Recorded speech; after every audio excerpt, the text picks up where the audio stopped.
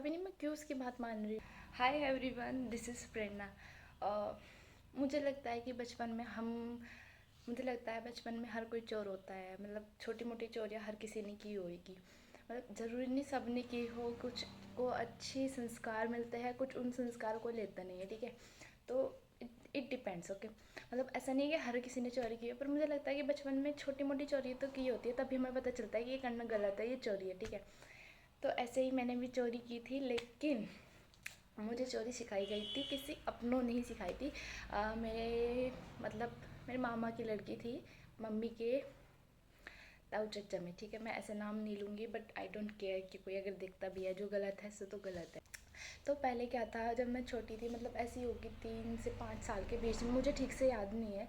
बहुत छोटी थी तो उसने क्या करा, मुझे पता भी नहीं मैं क्यों उसकी बात मान रही हूँ, लेकिन उसने मुझे बोला कि नाना की जेब से ऐसे ऐसे पैसे निकाल के ला। और मैं पता नहीं कुछ था कि मैं उसको दे दूँ या वो मेरी हेल्प करी, या जो भी था, मुझे नहीं पता क्या था।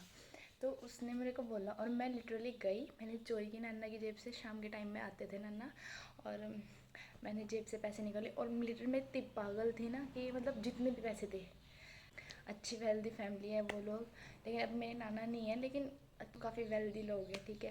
मैंने नाना की जेब से सारे पैसे निकाल के ले गई, उसको दे दिए। उसने निकाले, जो उसे निकाले थे वो वापस मुझे रख दिए, मैंने रख दी।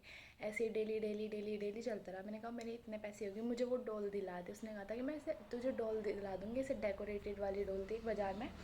तो उसने बोलता कि तू मुझे ऐसे ऐसे पैसे ला दे, मैं तेरे को दिला दूँगी, ठीक है। तो मैं वो भी दे दी। ऐसे ऐसे होता रहा, धीरे धीरे मैं चलता रहा। और फिर एक दिन मम्मी ने देख लिया। मतलब ऐसा था कि नाना ने अपना कुर्ता डाला हुआ बैठक में और खाना खाए थे कहीं और मम्मी खाना खिलाते वक्त आ रही जा रही थी। तो मम्मी ने मुझे गलती से देख लिया, ठीक, गलती से। मम्मी ने कहा क्या कर रही है, मम्मी को पता चल गया भाई। तो मम्मी ने कुछ नहीं कहा, किसी को कुछ नहीं बताया, नन्ना को भी नहीं, ठीक है। मम्मी ने डांटा मुझे हालांकि, पर मम्मी ने क्या तरकीब लगाई कि आज से तू ले जा, उसको ऐसे ऐसे बोल कि मेरे पैसे इतने हो गए, मुझे वापस लौटा दे। उसको बोला, उसने लौटाई ही नहीं, ठीक। मम्मी ने बोला कि उसको बोलना कि मैं आज के बाद पैसे नहीं लाऊंगी, और जो भी है मेरा वापस कर दे, जितना भी है। मैं आज तो ले आई।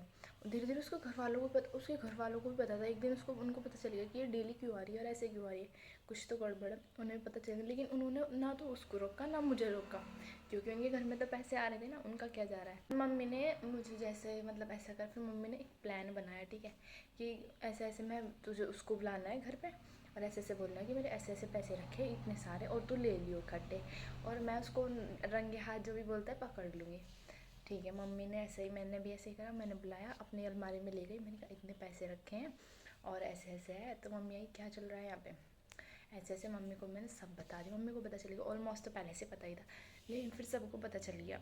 तो फिर उसने पैसे तो दिए नहीं, मम्मी ने ज़्यादा भी कुछ नहीं करा। मम्मी मेरी बहुत सीधी थी, पर मम्मी ने ज़्यादा डटा नहीं, उसको बोल दिया था कि ऐसे ऐसे पैसे लौटा दिए, और जो भी है ठीक है वो हो गया, लेकिन आगे से नहीं होना चाहिए, पहले था इंसिडेंट ही है। लेकिन मैं वहाँ से चोर बनी, ठीक है, मुझे किसी ने चोर बनाया, वहाँ से मैं चोर बन चुकी थी लिटरली।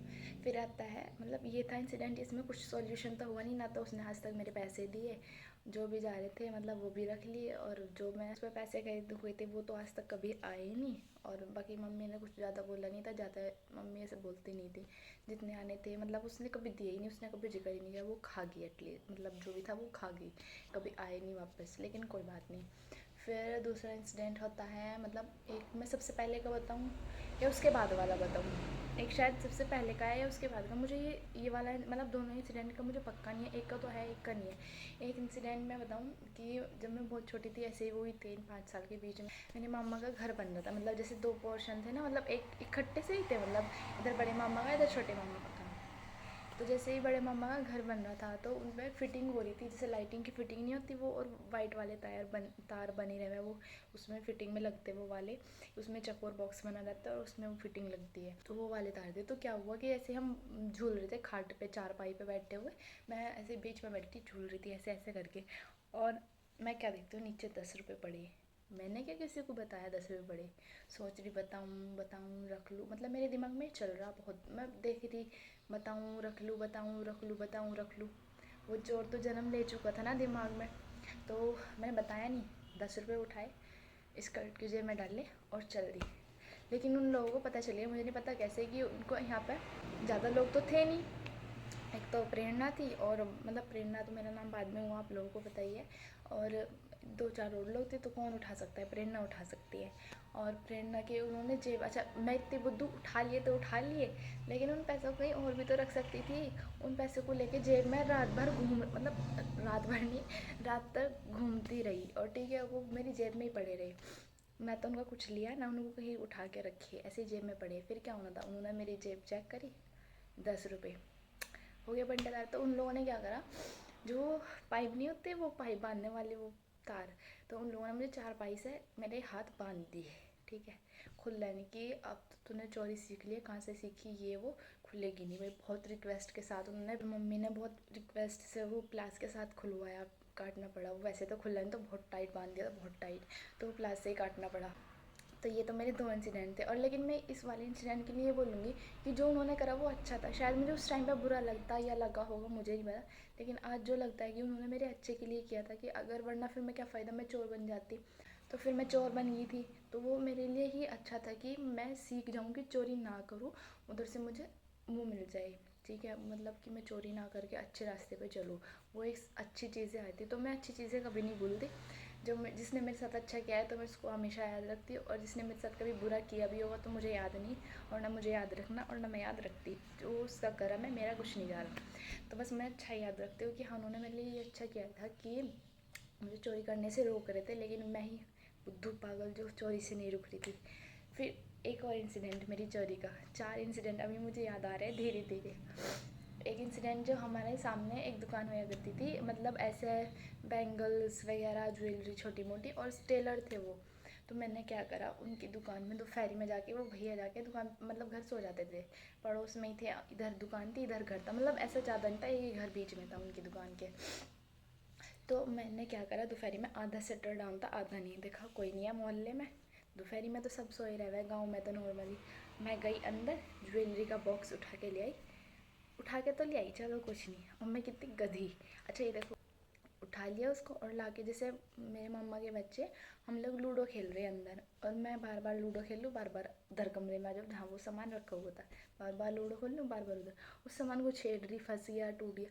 मैं गधे की इतनी, अब उन लोगों को शक हो गया कि ये बार बार कहाँ जा रही है ऐसे। अब उन लोगों ने देख लिया, तो वो भैया भी बोल रहे थे कि उनसे कि मेरे ऐसे ऐसे चोरी हो गई, मुझे नहीं पता था इस बारे में, लेकिन उन लोगों को पता था। फिर उन लोगों ने ऐसे भैया को दिखाया, ये था कि आपका सामान। तो यहाँ भी दोस्तों मेरी गलती से मेरी चोरी पकड़ी गई, क्योंकि मेरे से कभी चोरी करनी पूरी तरीके से आई नहीं। यहाँ पे मैं फिनिश।